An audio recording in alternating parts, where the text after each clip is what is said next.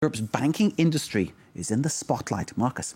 Yes, hi there, Mark. Hi there, everyone. A lot of moving parts to keep track of when it comes to the banking industry here in Europe this Tuesday. European finance ministers, they failed to reach a deal on how to wind down failing banks. They got together in Brussels earlier to try to get on the same page, but they didn't get beyond disagreements on how to unwind lenders and who should be paying for it. They're working against the clock to build a European banking union and to prevent another Eurozone debt crisis from happening again. Time is running out to put the banking union in place before the European Parliament breaks for elections later this spring. Meanwhile, the European Central Bank has unveiled more details on how its stress test of European banks will actually work. The ECB is to probe bank assets to the tune of 3.7 trillion euros later this year. The aim is to check the health of 128 Eurozone lenders and to make sure there are no lurking risks for the wider economy. The result of the much anticipated stress test will come out in October. And staying with banks, Italian lender UniCredit has posted a record 15 billion euro quarterly loss.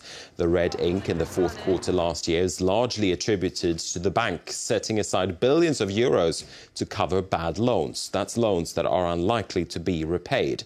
Investors saw the record loss, though, as a sign that the bank is cleaning up its books, and shares in UniCredit gained more than 6% on this news. And if we look at the wider stock markets, Wall Street has ended Tuesday's trading on a negative note. There wasn't a great deal of economic data to drive trading during the session, but geopolitical tensions over Ukraine were seen to be weighing on shares stateside. As you can see there, the Dow Jones Industrial Average down 0.4% at the end of trading. Here in Europe, meanwhile, the CAC 40 was also weighed down by the situation in Ukraine and some jitters about the geopolitical situation there. UniCredit shares, they helped to drag Italy's main stock market index into positive territory. The Milan FTSE MIB was up 0.4% at the close, Now, the DAX in Frankfurt overperformed its European peers, as you can see right here. It followed a strong batch of data from the Eurozone's largest economy. Exports from Germany grew by 2.2% in January compared to December. Imports spiked even more than that, and they grew by 4.2% month on month.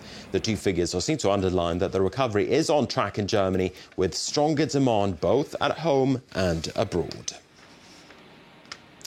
Next, we're taking a peek into the future. The world's biggest high-tech fair is underway in the German city of Hanover. It's an excellent place to get a first look at new gadgets and new business opportunities for that matter. And this year, robots are taking centre stage. Jonathan Crane has more. The robots are coming, and they're more lifelike than ever before. This cheery little character is called Roboy, developed by a team at the University of Zurich. Scientists hope the droid, which can express human emotion, will eventually help care for elderly and sick people. Not only did we imitate the shape and look of a human, but also the functionality. We especially tried to build muscles and sinews into the joints instead of motors. And the robots don't just take human form. Modelled on a chimpanzee, Charlie can crawl and move upright on uneven surfaces, thanks to a flexible spine and 60 sensors in his feet. His descendants may one day follow their mammal cousins into outer space. The scientific interesting points are within the crater environment. And the robot has high mobility. And what we want to do is go into the crater, take some samples, and then bring them back to a base station. Products with everyday uses are also on display here.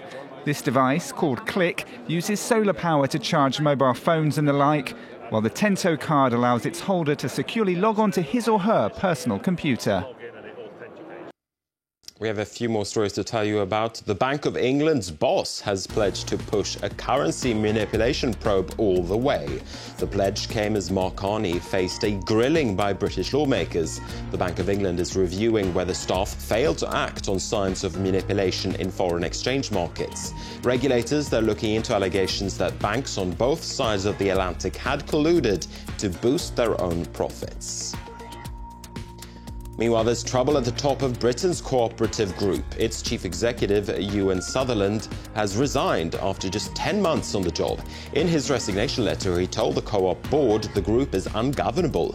It comes after details of Sutherland's £3.7 million pay package leaked online over the weekend.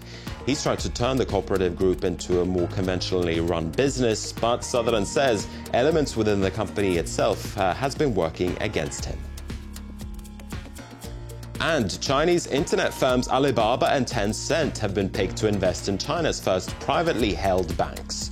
China's going ahead with a plan to make the economy more productive by loosening the state's grip, and an overhaul of the Chinese financial sector is seen as a cornerstone of those efforts. Okay, that is the business news for now. Back to you, Mark. Marcus Carlson, thank you very much indeed. Marcus Carlson, as ever, with all the business. It's time now for Media Watch. James Creedon.